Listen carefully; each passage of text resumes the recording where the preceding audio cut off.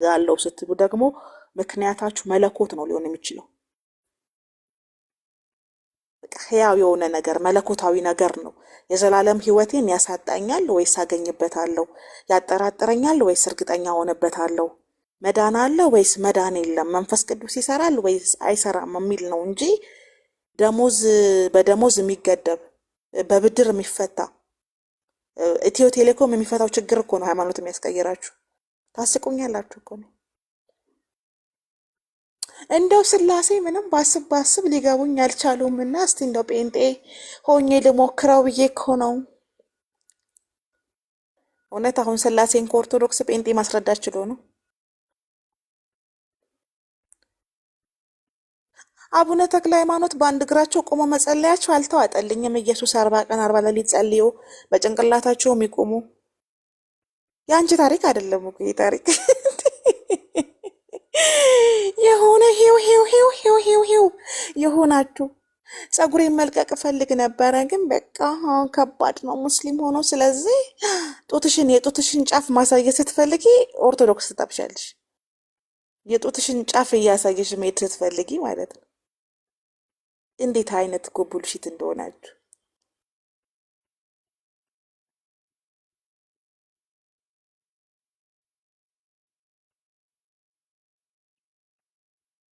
ደስ አላለኝ። በቃ እንዲህ ምክንያታችሁ አንድ ሰው ከአንድ ሃይማኖት ወደ ሌላም ሃይማኖት ሙቭ ሲያደርግ ሃይማኖት ተቋም ነው፣ ካምፓኒ ነው። ሊቋረጥ፣ ሊዘጋ፣ ሊታደስ፣ ሊስተካከል የሚችል ነገር ነው። እምነት የሚባለው ነገር ግን በምንም ሁኔታ ውስጥ ብትሆኑ ይዞ መቆየት የሚቻል ነገር ነው። የሚነካ የሚዳሰስ ነገር አይደለም። መለኮታዊ ነገር ነው። መለኮታዊ ነገሮቻችሁን የምታዩት በመንፈሳዊ አይናችሁ ነው። ለዛ ነው አይናችሁ መገለጥ ያለበት፣ ክርስቲያንም ሆኑ ሙስሊምም ሆኑ ማለት ነው። ተሳልኩ እንዲያው ያው ከቆልቢ ገብርኤል ግሸ ማርያም ስመላለስ፣ እንዲያው ለሚካኤል ዳቦ ስደፋ፣ እንዲያው ለአርሴማ ዘንባባ ስወረውር፣ እንዲያው ምንም የለም፣ እንዲያው ጴንጤ ሆንኩ በቃ። እና ባዶ አዳራሽ ውስጥ ምን ልትሰሪ ነው? መመላለስ የለመድ ሴትዮ። እንደው ከግሸን ቆልቢ ስትመላለሽ የኖር ሴትዮ ባዶ አዳራሽ ገብተሽ ምን ልትሆኝ ነው? አንቺ አልዛይመር እኮ ነው የሚይዝሽ እንዴ! በጊሎ ካሳ ሙዚቃ ነው ሲያደነቁሩሽ የሚውሉት። ግጥምና ዜማ ቀየር አድርገው ነው መዝሙር ምን የምታቀርቡት? ምክንያት በቃ ያስቀኛል። ድክምና የምታደርጉኝ በቃ አሰማችኋለሁ እኮ።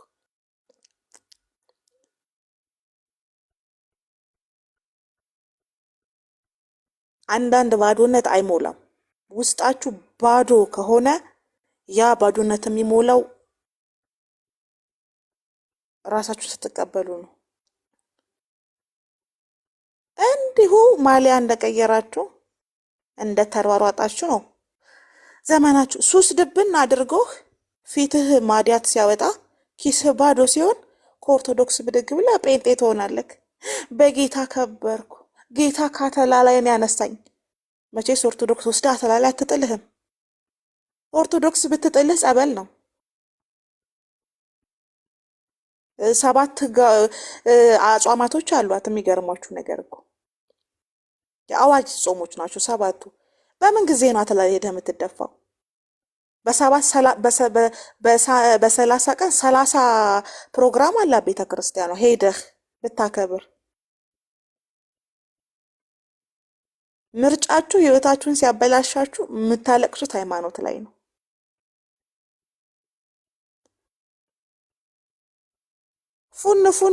ፉን ማለት ለምደሽ ከአንዱ ቲያትር ቤት አንዱ ሲኒማ ቤት፣ ከዛ በቃ በቀን 5 ጊዜ መስገድ ይደክምሻል። ስናፕቻትሽ ላይ ሄደሽ ቁጭ ብለሽ ትገለሙቻለሽ። አይመችማ። ቴሌግራም ላይ የጡትሽን ጫፍ ለመላክ እስልምና በጣም ከባድ ነው።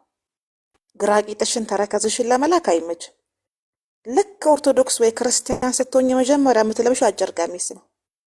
ጸጉርሽ ይለቀቃል። በቃ የጡትሽ ጫፍ እንደዚህ ደረቱ ከፈት ከፈት ይደረግና ከብርሃኑ ወደ ጨለማ መጣሁኝ።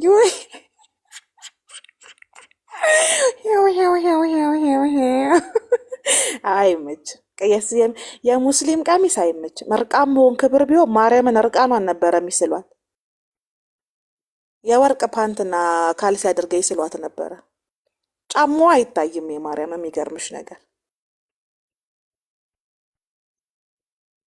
ራቁት መሆን ክብር ቢሆን እንደ ኦርቶዶክስ ክርስቲያን ለማርያም ክብር የሚሰጥ ከነፍሳቸውም በላይ ነው የሚወዷት። የፈጀውን ፈጅቶ እርቃኗን ይስሏት ነበር፣ ግን ክብሯን ስለማይገልጽ ነው።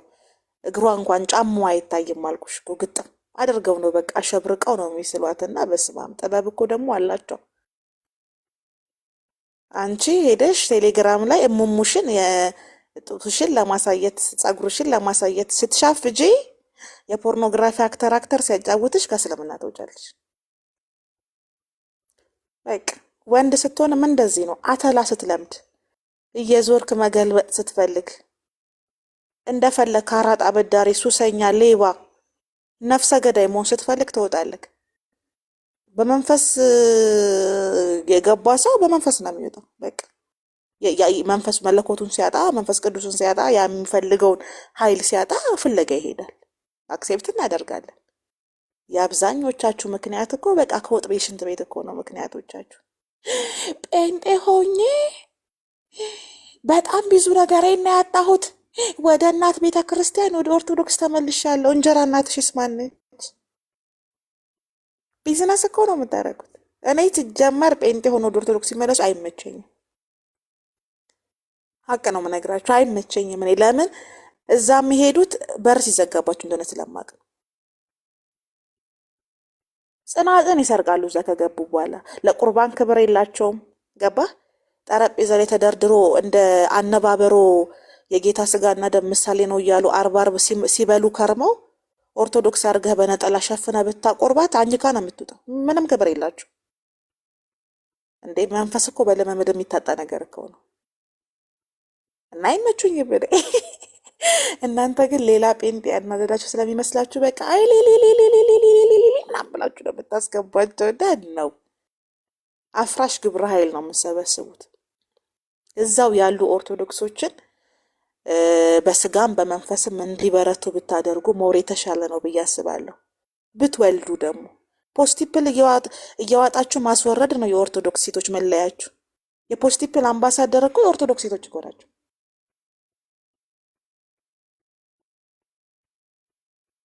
በየቱቦ ነው የምታስወርዱት። ወንዶቹ አተላ ላይ ተደፍተው ነው የሚያድሩት እንጂ ብትወልዱ አንድ የሄደ ጴንጤ የመጣ ቀረ ምንም ለእናንተ ጥቅም አልነበረው።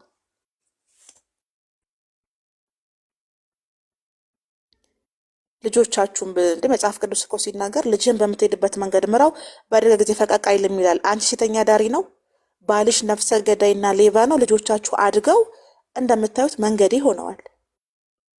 ሀቅ እኮ ነው። አንዳንዴ እኮ ይገርመኛል መጽሐፍ ቅዱስ ባደጋችሁበት መንገድ በሄዳችሁበት መንገድ ስለመራቻቸውን ልጆቻችሁ እንደዚህ ዘላ ነው የቀሩት። ስለዚህ ከአንድ ሃይማኖት ወደ ሌላ ሃይማኖት ሙቭ የምታደርጉ ሰዎች ምክንያታችሁ ከወጥ ቤት ሽንት ቤት አይሁን። በቻላችሁት አቅም መለኮታዊ ነገር ይሁን። ምንም ቀልብ ያልወደደውም ያ ቄስ እየመጣ በመስቀሉ ጡቴ ስር ዳበሰኝ፣ ጡትሽን ሸፍኛ። ከዛ ጴንጤ ሆንኩ በቃ ድንግጥ ብዬ። ፓስተሩም እኮ ያው ነው። ቪአይፒ ገስት ሃውስ እንግዲህ እኛ ገስት ሃውስ የምናውቀው ቴሌቪዥን አለ፣ አልጋ አለ፣ መጠጥ አለ፣ ኤል ሶፋ አለ አለ። ምን እያለ ሊጸልይልሽ ነው አሁን ገስት ሃውስ ውስጥ? እስኪ ንገሪ። ምድሪቷን በሞላ የኦርቶዶክስ ቤተክርስቲያን ወጣሽ ጴንጤ ገስት ሃውስ የሚጸልይልሽ ምን አባሽ ብሎ ነው? መስቶት ፊት አቁሞ ነው ምትስ የሚጸልይልሽ የኋላ የፊት እያለ ብቅ ምክንያቶቻችሁ ዘሆል በጣም አስቂኝ ምክንያት ነው የምታቀርቡትና ውሃ የማያነሳ ምክንያት ነው ምክንያቶቻችሁ። ስለዚህ ማሊያ መቀያየር አያድንም። በነገራችሁ ላይ የውስጣችሁ ባዶነት አስቀድማችሁ መሙላት ስላለባችሁ ራሳችሁን አንብቡ። ከዛ ውጪ ማሊያ ብትቀያይሩ እንትና መጣ እንትና ሄደ። እኔ አሁን በቃ በሳቅ ልሞት ነበረ። ሄራን አይደለችም፣ ሮሃማ ወይም ኪዱ ሊንዳ ናት። ኪዱ ናት፣ ሊንዱ ነው የሚሏት። ከትናንት ወዲያ 1000 ሰው ምናምን ተሰብስቦ የእስልምና ህይወቷን እያወራች ነበረ።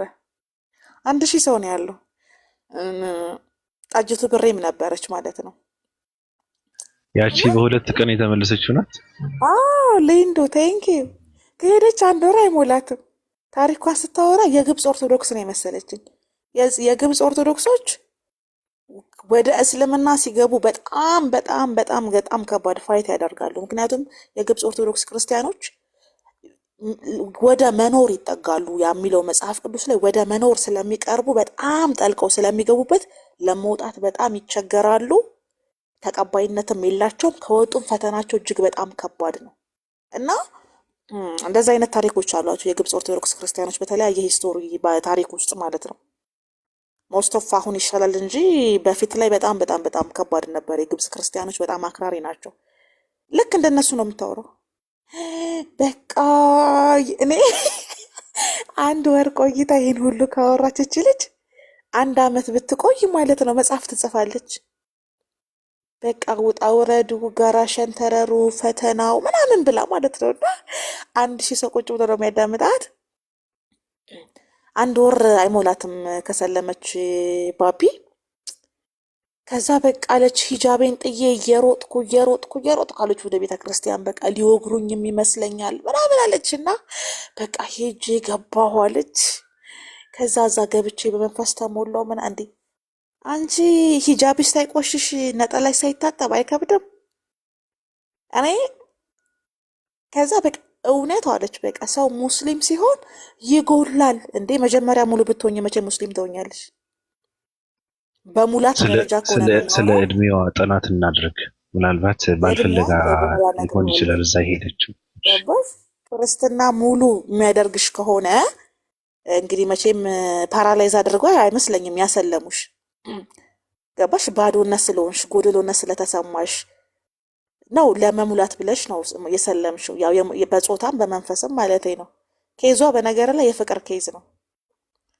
የሆነ ሰውዬ እንደ እውነት በቃ በውስጥ እነግርሃለሁ እንደ አስለምልሟት ነው። በቃ እየፈሰሰች በቃ አልታቀም የለችም ነበረ። የሆነ ለረጅም ጊዜ ኮማ ውስጥ ነበረች እና ራሷን ሰልማን ያገኘችው ታውቃለህ። ስትነቃ ሰውየው የለም፣ ሰውየው የለም። ስትነቃ ሙስሊም ሆናለች። የብሬን እኮ ነው የምነግርህ። እና በጣም ከባድ ነው ለእሷ። ምክንያቱም የሄደችው አላህን ብላ አይደለም የሄደችው፣ እና የሄደችበት ሰውዬ የለም፣ ሌላ ሰው እያሰለመ ነው፣ ቢዚ ነው። እና ተመልሳ ስትወጣ 1000 ሰው ነው የሚያዳምጣት። እስኪ ንገሪን ስለ እስልምና ይሏታል። የተረዳሁት ምን ታውቃለህ? በቃ እስልምናን ተሳድበው እኔ ሼም እኮ ነው። 1 ወር ያልቆየች ልጅ ገባት፣ ምንም ልትናገር አችልም ስለ እስልምና። ቱ ቢ ኦነስት ምንም የምትወራው ነገር የላትም። ግን ምን ያህል አእምሯቸው ብሬኖች እንደተደረገ የምታውቀው፣ ምን ያህል እንደተጎዱ የምታውቀው 1000 ሰው ሚዩት አድርጎ ያዳመጣታል። መምህራቸውም ጠጅቱ ብሬ ነበረች አጠገባቸው ስታወራ። በቃ አልኩ እኔ ያዘንኩት ለእሱ አይደለም። እሷ 1 ቀን የሚሆን 2 ቀን ኦልሬዲ በዛው ስላለፈች የተሰማትን ስሜት ነው የተናገረችው። የሚያዳመጡት ሰዎች ግን ስለ እስልምና ያን ያህል ስታወራ ማንም ይሁን አልኩ በቃ ስለ እስልምና መጥፎ የሚያወራ ሰው ምን ያህል በእነሱ ዘንድ ተቀባይነት እንዳለው፣ ምን ያህል ተወዳጅነት እንዳለው በቃ ተሳድቦ ሲደክማቸው ነገር ላይ ይለምናሉ። ሰው እንዴት ሙስሊም ይሆናል? ሰው እንዴት 4ኛ ሚስት ለመሆን ይሰልማል? ሰው እንዴት ለገሃነም ብሎ ይሰልማል? ምናምን ይለዋል። እና የዛን ቀን ደግሞ እሷን ሲያዳምጡ የነበሩት በቃ ምሉት ነገር ጨረሱ። ስለ አላህ አወሩ፣ ስለ ነብዩ መሐመድ አወሩ እና ምንም ነገር የለም። በቃ እሷን አስገብተን እንስማት ብለው ነው ሲያዳምጡ የነበሩት። እና እስልምና ኢዝ ዘ ቤስት። በጣም ኢነርጂያቸውን በቀን በቀን ነው የሚጨርስባቸው ታውቃለህ። ምክንያቱም ጥላቻ በባህሪው እንደ ኬሚካል ነው። በቃ ራዲዮ አክቲቭ በለው አርቀህ ነው መቅበር ያለብህ። ጥላቻ በጣም አርቀህና ውስጣቸው ስላለ ማታ ሲተኙ ዛሬ የሚሳደቡትን አዘጋጅተው ነው የሚተኙት። አስበው እንዴት ፓራዳይማቸው እንደሚጎዳ። ሲፈልጉ የሚያድሩት አይናቸው እስከሚያጠፋ በቃ አንከም ብለው የሚያስቡት ነገር ነው። አምጥተው ያወሩታል። ጀስት ኖርማል ነው። በቃ የሆነ ትልቅ ነገር ይዘው እንደመጡ ነው የሚሰማቸው፣ ግን ያወሩታል። በቃ ኖርማል ይሆንባቸዋል። እንደገና ደግሞ ነገ ሲነጋ ለነሱ ከባድ ቀን ነው እና በየቤታቸው ደከመን ሲሉ ነው የሰማቸዋለሁ። በቃ ደከመን፣ አሁን ሰለቸኝ፣ የሚያርፉ ሁላሉ። የሚገርም ነገር የሚቀያየሩ አሉ። ውጤት ስትል ውጤቱ ዜሮ ነው። በቃ ዜሮ ነው። ምክንያቱም ስድብ ስድብ ነው። ስድብ ስድብ ነው። ሰዎች በፊልም ካራክተር እንኳን ተጽዕኖ ይደርስባቸዋል። ስለዚህ ያ ውጤታቸው ምንም አላተርፍ ስላላቸው የአንድ ወር የእስልምና ታሪኳን ሲያዳምጧት ነበር እልሃለሁና ስታወራ ደግሞ በቃ ትስቃለህ። ጎድዬ ነበረ በቃ የኢየሱስ ክርስቶስ ፍቅር ሞላኝ እየሮጥኩኝ በቃ ከነ ሂጃቤ ከነ ቢጃማዬ ምናምን ነገር ስትልና ሚዩት አድርገው ሲያዳምጧት በቃ እነዚህ አንድ አይነት ሰዎች ናቸው ለካ አልኩኝ እኔ። ባቢ ገባክ? ቢያንስ አንተ ይኸውልህ ልጅቷ እኮ የራሷ ስሜት ነው አይደለ? እውነት ሊኖራት ይችላል ግን 700,000 ሰው የሚከተል ፎሎወር ይዘህ አንድ ወር እስልምና ላይ ያልቆየ ስታወራ እኔ ሚዩት አድርጌ አላዳምጥም ብሎ ይቅርታ አድርግልኝ። እኔ እወጣለሁ ወይ ከታችሁኝ እሰማለሁ እንጂ ማለት ነው። ግን ምንም አይነት ፊልተር ማድረጊያ ሲስተም የሌላቸው የት ጋር ነጥብ እንደሚያስቆጥሩ ማያውቁና በጣም የዋህ እንደሆኑ ነው የተረዳሁት ከትናንት ወዲያና አንድ ወርም እኮ የሞላት አይመስለኝም ቱ ቢወረስት አንድ ወር የሞላት። ምክንያቱም በመሀል ሮጬ ቤተክርስቲያን ሄጃለሁ አለች። ስለዚህ እቺ ልጅ 10 ቀን ነበር ሙስሊም የነበረችው 13 ቀን ነበር የሚለው ነገር በራሱ ቢቆጠር ጥሩ ነው። አንድ ወር ራሱ የሚሞላት አይመስለኝም። ተመልሳ ትሰልም ማሆነች ልጅ ጴንጤ ትሆናለች 100% ነው የምናገረው። ባቡ ኦፍሲናኒ ሙት ነው የሚልክ ሂዱ ጴንጤ ነው ሆና ጴንጤ ነው የምትወረው። እንትኗ ይኸውልህ ፊኒሽንጓ የጴንጤ ነው። በቃ ጴንጤ ነው የምትሆነው። ያኔ ጴንጤ የሆነች ቀን እንዴት ምን ሊያደርጓት እንደሚችሉ አላውቅም። ወይ አትናገርም። ያብዳል። መልክ የሌላት ሴት እኮ ጴንጤ ብትሆንም ታብዳለች እንጂ ተቀባይ የላትም። ገባሽ? መልክ ያላቸው ሴቶች ናቸው አስፈላጊ የሚሆኑት ተቀባይነት ያላቸው። አሁንም እኮ ረፍት የላትም። ለምን እንዳልኩ ታውቃለህ?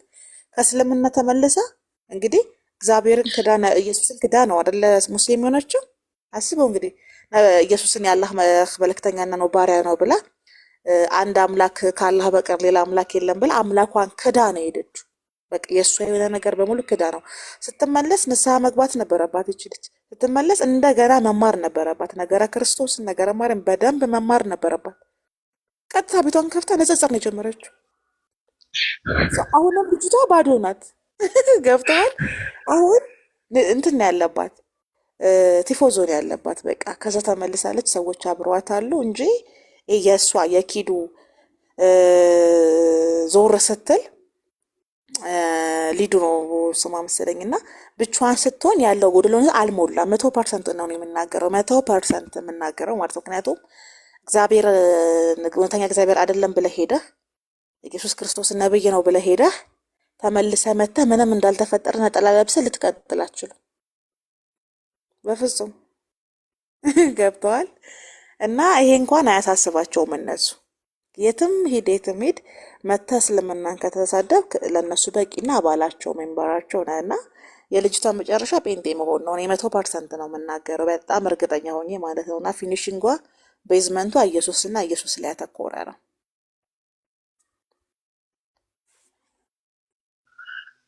ያስዬ እሺ ከእንትንህን እንትን አላደረግኩትም እና አንዱ ምን ብሎ